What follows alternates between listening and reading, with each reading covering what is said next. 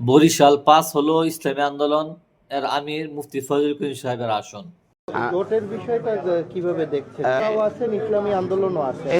ইনশাল্লাহ বরিশাল ৫ আসনে ইনশাল্লাহ জামাত ইসলামী দাঁড়িপাল্লা নিয়ে নির্বাচন করবে ইনশাল্লাহ, এবং সেখানে জোটের যে সমস্যাগুলো সমাধান হয়ে জোটের প্রার্থী হিসেবে ইনশাল্লাহ এখানে আমরা জনগণকে নিয়েই এখানে কাজ করা হবে ইনশাল্লাহ।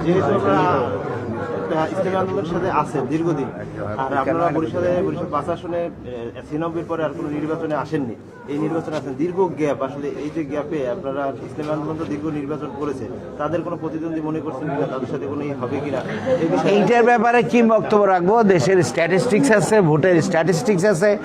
আমরা তো আমি ৯৬ সালের পরে এখানে পরবর্তী জোট রাজনীতির কারণে আমরা নির্বাচনে আসতে পারিনি, কিন্তু আমরা জোটে ছিলাম, জোটের ভিতরে থেকে থেকে আমরা এখানে আসছি। কিন্তু এখন তো সব কিছু ছাপায় বাংলাদেশে, এখন অতীতের সব কিছু ছাপাইয়া এখন পরিবর্তনের রাজনীতি চলতেছে। সেই পরিবর্তনের পক্ষে এখন দেশবাসী এখন নতুন ধারার রাজনীতি চাচ্ছে, এবং সেই রাজনীতি ইনশাআল্লাহ ইসলামী আদর্শ, ইসলামী মানবিক কল্যাণ রাষ্ট্র হিসেবে জামাত ইসলামীর সাথে সহ এখানে সমমানা সকলের পেছনেই দেশবাসী আছে, এবং সেই দেশবাসীর পক্ষে বরিশালও মানে জাগরিত হয়ে উঠেছে, এবং এখানে আমাদের জামাত ইসলামীর সামগ্রিক কাজকে বিশেষ এলাকাবাসী গ্রহণ করে নিয়েছে। এবং যারা এই আসন ছাড় দিতে পারে না তাদের সাথে কিভাবে জোট করবে? তাদের উদ্দেশ্য ভালো নয়। ওরা যাচ্ছে ইসলামী আন্দোলনের উপর ভর করে ওরা ক্ষমতায় যাইতে। কারণ যেখানে যেখানে ইসলামী আন্দোলনের সম্ভাবময় আসন এবং শক্তিশালী প্রার্থী, ওরা ওইগুলো দখল করতে চাইতেছে। যেখানে তাদের জনসমর্থন কম, ইসলামী আন্দোলনের জনসমর্থন বেশি, ওই আসনগুলো ওরা দখল করার চেষ্টা করতেছে। যেমন বরিশাল, বাকেরগঞ্জ, তারপরে পটুয়াখালী আছে কিছু আসন, রংপুরে আছে কিছু আসন, কুড়িগ্রাম আছে কিছু আসন, যেগুলো ইসলামী আন্দোলনের ঘাঁটি হিসেবে ধরা হয়। আপনারা জানেন ৯৬ দিকে পটুয়াখালী, ওইখানে ইসলামী আন্দোলনের একজন এমপি ছিল। অর্থাৎ ওইটা বহু পূর্ব থেকে ইসলামী আন্দোলনের ঘাঁটি।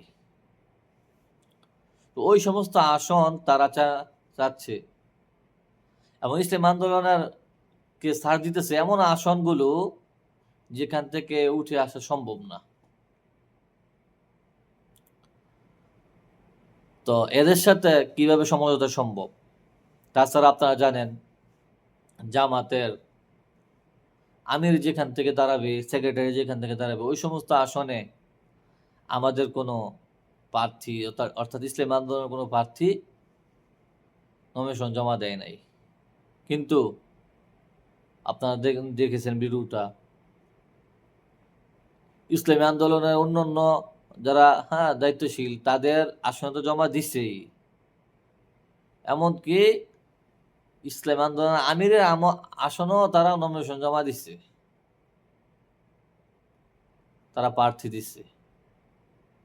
আলা বুঝেন, অথচ তারা ২০ বছরের ভিতরে ওইখানে কোনো প্রার্থী দেয় নাই, তারা নির্বাচন করে নাই, মাঠে ছিল না।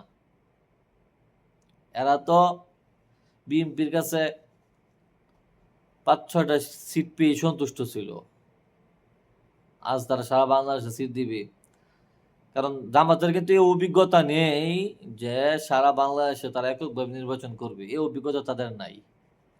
কিন্তু ইসলামী আন্দোলনের এই অভিজ্ঞতা আছে সারা বাংলাদেশে এককভাবে নির্বাচন করার। তারা বিগত দিনে এককভাবে সারা বাংলাদেশ নির্বাচন করছে। অতএব সামনে ইসলামী আন্দোলনের নেতা যারা আছেন, দায়িত্বশীল আছেন, অনেক বুঝে শুনে তাদের সাথে কথা ফাইনাল করতে হবে। মুসলমান কখনো ধোঁকা খায়ও না, ধোঁকা দেয়ও না। আমরা কাউকে ধোঁকা দেইও না, ইনশাল্লাহ ধোঁকা খাবো না।